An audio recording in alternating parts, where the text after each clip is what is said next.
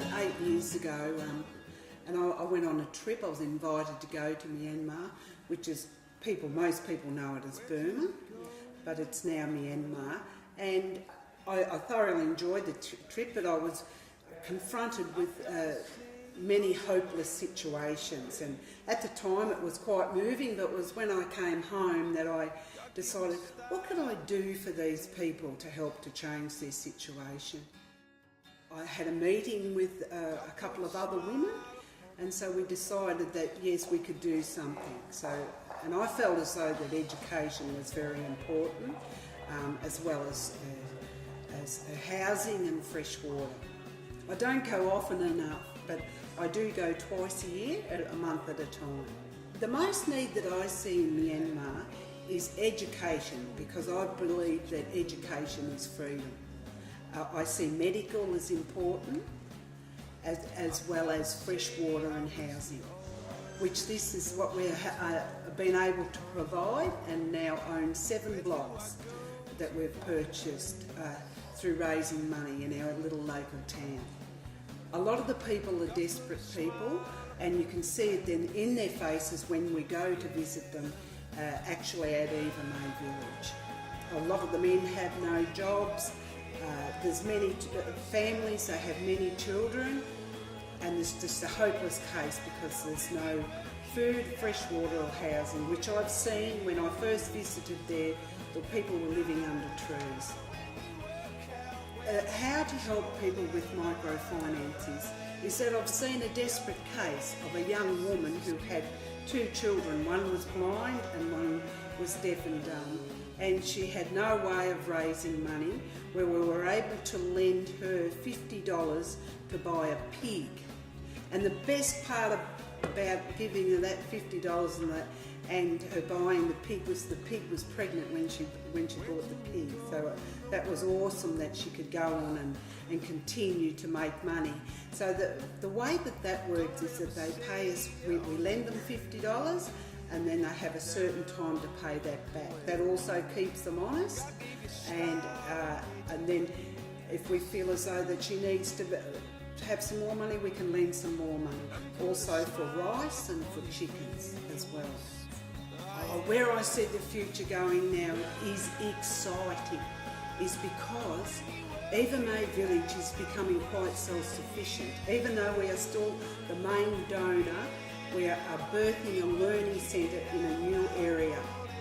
And so with that, we have been providing extensive computer courses to a young guy.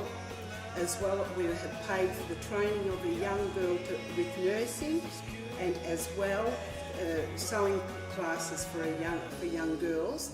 And we actually have a shop set up out the front of the building that we pay $160 a month for. But it's what's around it. There's untouched little villages out there with helpless and hopeless cases that we want to reach out to and bring education, help skill people. It's like we can't hold it. It's like it's something that is about birth, and we are the only people that are sewing into there. The main thing that I'm excited about is the next generation, in lifting the spirits of them. What would I say to someone who wanted to invest in Myanmar?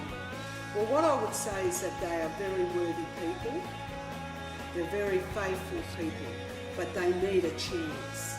And I believe that they are worthy enough of that, because they want to lift their spirits and they want the best for their children. What's it done for me? It's lifted my respect for humanity, and that everybody deserves a chance. And I believe these people, of what they've been through politicalness, suppression, are worthy for people to reach out and give a hand. That it has changed my own life, that I know how rich I am within myself. Look, I'm just an ordinary person who was born in a very small town, who only went to school for 7 years. I'm totally uneducated and totally not suited for this, but I am suited because I'm hungry and passionate for these people. So, you know, we don't need any skills, we just need to get in and have a go. At the moment, we're feeding 1,500 young children. A bag of rice is worth $20, which is not very much money at all. For one example of one of the orphanages that we provide for, the very first time I went there, the house parent met me at the door and he said, "Ma'am, we haven't eaten for 3 days." And that was just so heart-wrenching to think that they hadn't eaten for 3 days and they were sitting in a dark room. And that was also a part of starting to sew in to this little orphanage. So now we're able to provide education as well for them, and clothing as well, and fresh water well. $1,500 a month is what we send in to fund them for education, fresh water, housing and schooling. One of my most heart-wrenching things that I've been faced with as a woman and a mother is I was taken into a little house where a girl had a baby. Because of the lack of money, she was unable to deliver her baby naturally. She lost the baby in the little hut. She was then taken to hospital and the baby was not given back to her because they had no money, so they never even had a baby to bury, and that was so heart-wrenching. 2 days later I went out to the village where she was sitting, and she was sitting on a step weeping, and she no money for the control of the milk from the breast, and she was just dripping with milk and no baby. It was the most heart-wrenching thing that I'd ever been faced with as a mother. Let's get in and have a go, because I feel like I'm holding horses back. Hadar Homes, it started in around about 2000, and you know, we had such a passion to give back. That's really what we wanted to do. We just didn't want to build homes, we wanted to build lives. So when we were given the opportunity to go and build into a third world country with our carpentry skills, we jumped at it. So I took my son over with me, and you know, we got on ground and we were just blown away with what we saw. It was an incredible eye-opener to see the children and the families living in such incredible situations. We realised really in Australia what freedom was. In Australia we are so free, and yet what we saw over there was oppression and incredible poverty and fear. Yet as I walked in that orphanage where there was support and love, these kids were happy. There was like a sense of freedom, and you know, in a difficult situation, what we would consider such a difficult situation, they were actually really, really happy. They were committed to hard work. They were out sweeping their little bit of dirt because that was their job, and there was just a joy even, you know, on their life. Even though all their possessions were in a red, white and blue bag at the end of their bed with no mattress or pillow, there was joy because they were being loved and they were being supported in these orphanages. And that changed me, because it became very real that anything I could do financially was important, and that I could make a difference. They say that when we go overseas to third world countries, that you get more than you give, and it's so true. Like, I came back so much more richer after seeing these children and these families and these orphanages to what I was when I left. On our return, we quickly began to get our staff behind the work that was being done in Myanmar. We offered them opportunity to go overseas themselves, and some of them jumped at it. They built swings over there and playgrounds and did repairs, and really just got touched by the kids over there.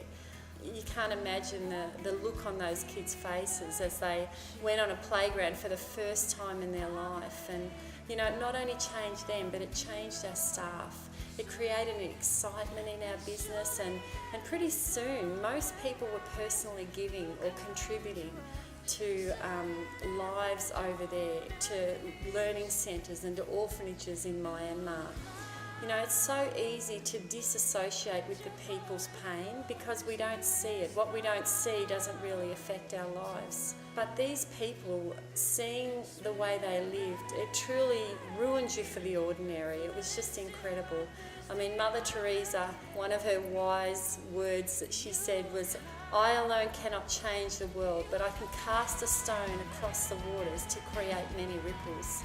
You know, we can't do everything, but we can do something. You know, we can make a difference. And I believe we all do want to make a difference. I believe that we're created to want to make a difference in society. And just watching Glennis's life, and she's an incredible woman, but it's just been so inspiring because here we see a grandmother that fell in love with the people and, you know, dared to believe that she could make a difference. And I mean, she came home from Myanmar and she started doing fundraising, having sausage sizzles, speaking at events, taking people overseas with her and, you know, helping them to experience what was over there. And pretty soon, like a whole township was caught on fire with this vision to help these people and to build learning centres over in Myanmar. So it's been so exciting to watch. And now Glennis and a team of people, they run a second-hand, like antique kind of shop in a small township in Australia, and it funnels thousands of dollars back into the orphanages and learning centres in Myanmar. It's just been incredible to watch how one lady caught hold of a vision and was able to make a difference. And you know, you may not be able to give a lot, but we can give a small amount financially, and that goes further than you know. You can sponsor a project or a child or a village. It doesn't cost that much, and I just want to encourage you today just to get on board, cast a stone across the waters and create many ripples in these children's lives. Thank you.